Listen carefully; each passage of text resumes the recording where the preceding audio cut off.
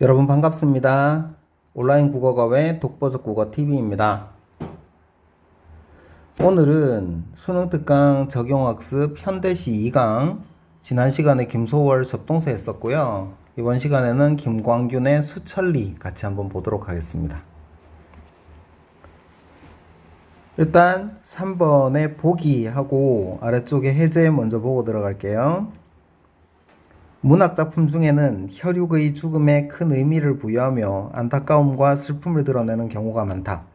김광균의 수천리에서는 누이 동생의 무덤가에서 죽음과의 좁힐 수 없는 간극을 인식하며 다양한 이미지를 통해 누이 동생의 죽음을 형상화하고 있다. 자, 누이 동생이 죽었고 그 누이 동생의 무덤에 가서 느낀 점을 썼나 봐요. 그 다음에 해제도 보겠습니다. 이 작품은 누이 동생이 묻혀있는 묘지를 찾아 그리움과 추모의 마음을 노래하는 시이다. 누이 동생이 잠든 묘지의 풍경을 한 폭의 수채화처럼 묘사함으로써 누이 동생에 대한 화자의 정서를 효과적으로 표현하고 있다. 또한 누이 동생의 무덤을 살아있는 화자와 죽은 누이 동생의 교감이 이루어지는 공간으로 표현하고 있다.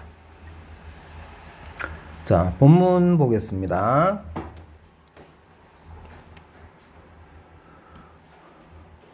아까 본 것처럼 이 작품의 제목인 수천리는 공동묘지가 있던 한 마을의 이름이라고 합니다. 이 작품은 작가가 세상을 떠난 누이 동생을 추모하기 위해서 지은 시인데 가을 저녁에 무덤가의 스산하고 쓸쓸한 분위기, 그리고 사랑하는 누이 동생을 잃은 화자의 안타까운 심정, 이런 거를 감각적인 이미지로 잘 형상화하고 있습니다. 산비탈엔 들국화가 환하고 누이 동생의 무덤 옆엔 밤나무 하나가 오뚝 서서 바람이 올 때마다 아득한 공중을 향하여 여윈 가지를 내어 저었다. 갈 길을 못 찾는 영혼 같아 절로 눈이 감긴다.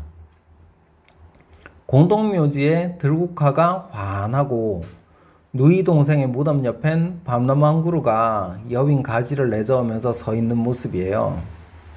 근데 갈 길을 못 찾는 영혼 같다라고 하는데 주체는 밤나무입니다. 밤나무가 갈 길을 못 찾는 영혼 같아서 절로 눈이 감긴다는 건데 이 밤나무가 어디 있는 밤나무입니까?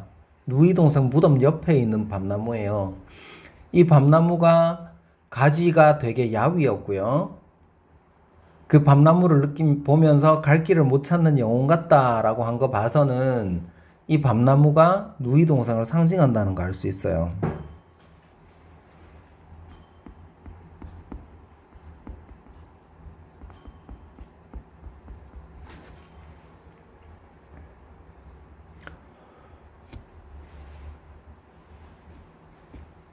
근데 그 다음 게 한번 보겠습니다. 무덤 옆엔 작은 시내가 은실을 긋고 등 뒤에 서거기는 떡갈나무 숲을 잎에 차단한 비석이 하나 노을에 젖어 있었다. 차단한, 차가운이라는 뜻입니다.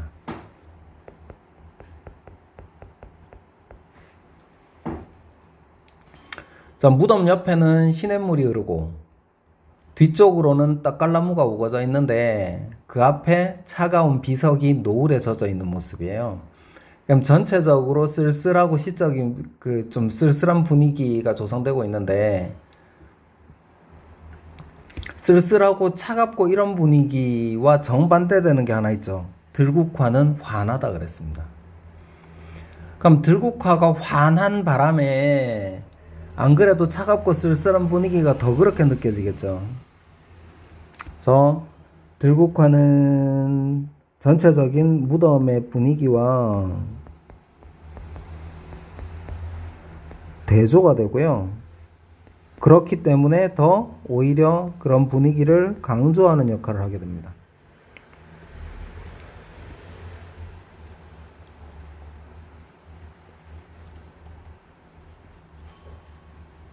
자, 그 다음 거 한번 보겠습니다. 흰나비처럼 여윈 모습, 아울러 어느 무형한 공중에, 형태가 없는 공중에 그 체온이 꺼져버린 후, 체온이 꺼져버렸다는 거, 죽었다는 거겠죠. 밤낮으로 찾아주는 건 빈 묘지의 물소리와 바람소리뿐.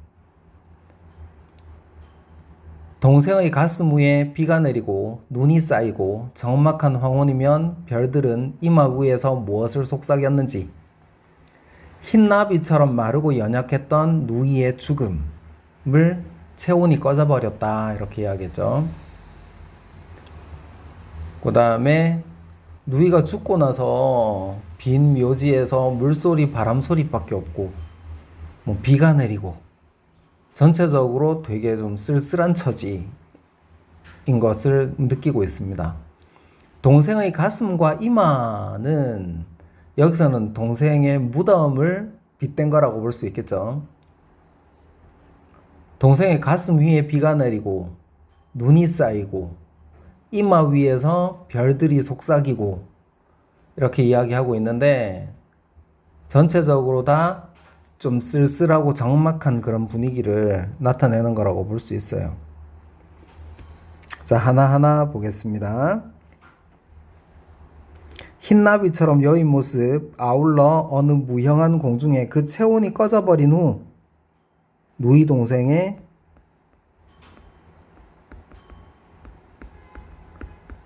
죽음이죠. 밤낮으로 찾아주는 건 빈 묘지의 물소리와 바람소리 뿐이에요. 전체적으로 좀 황량하죠.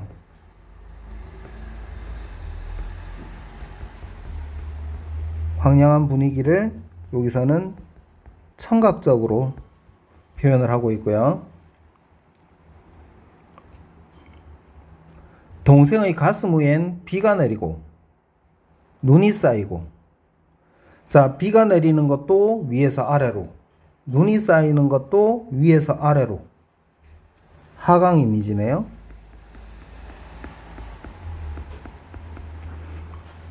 시에서 하강 이미지가 100%는 아니지만 좀 부정적인 의미를 가지는 경우가 많으니까 상승 이미지, 하강 이미지는 좀 챙겨보시는 게 좋습니다. 적막한 황혼이면 별들은 이마 위에서 무엇을 속삭였는지, 아까 말씀드렸던 것처럼 여기서 동생의 가슴, 동생의 이마는 다 누이 동생의 무덤을 뜻하는 걸로 해석을 하면 됩니다. 자, 그 다음 한번 보겠습니다. 한 줌 흙을 헤치고 나즈기 부르면 한밭꽃처럼 눈 뜰 것만 같아 서러운 생각이 옷소매에 스몄다. 자, 특정한 상황을 가정했죠. 한 줌 흙을 헤치고 나즈기 부르면 한밭꽃처럼 눈 뜰 것 같다는 건 한마디로 이제 누이 동생의 죽음이 믿기지 않는다는 거지. 그죠? 그리고 이제 서러운 생각이 옷소매에 스몄다라는 것에서 누이를 볼 수 없는 현실에 대한 슬픔, 그리움 뭐 이런 것도 나타내고 있다고 볼 수 있어요. 한 줌 흙을 헤치고 나즈기 부르는 것에서 누이에 대한 그리움을 알 수 있죠.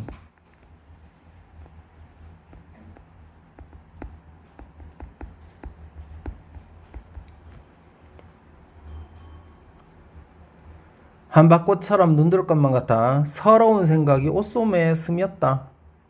서러운 생각이 옷소매에 스몄다는 건 가만 표현을 생각을 해보면 생각이 서러워요. 눈물이 나겠죠? 눈물이 나니까 그 눈물을 옷소매로 닦았다. 그러니까 그 눈물이 옷소매에 스며들었다. 이렇게 생각을 해볼 수 있을 것 같아요. 서러운 생각이 옷소매에 스몄다는 건 생각은 추상적인 건데 추상적인 생각을 구체화시킨 표현이고요. 서러운 생각 때문에 난 눈물을 옷소매로 닦았다라는 거를 시적으로 표현한 거라고 볼 수 있습니다. 자, 이 시도 시가 짧기도 하고 별로 내용이 어렵지 않아요. 그러니까 다시 한번 잘 읽어보시고 정리를 하시면 이 시도 뭐 크게 문제시 되지 않을 것 같습니다. 자, 이렇게 해서 수천리 수업 마치겠습니다. 끝까지 들어주셔서 감사합니다.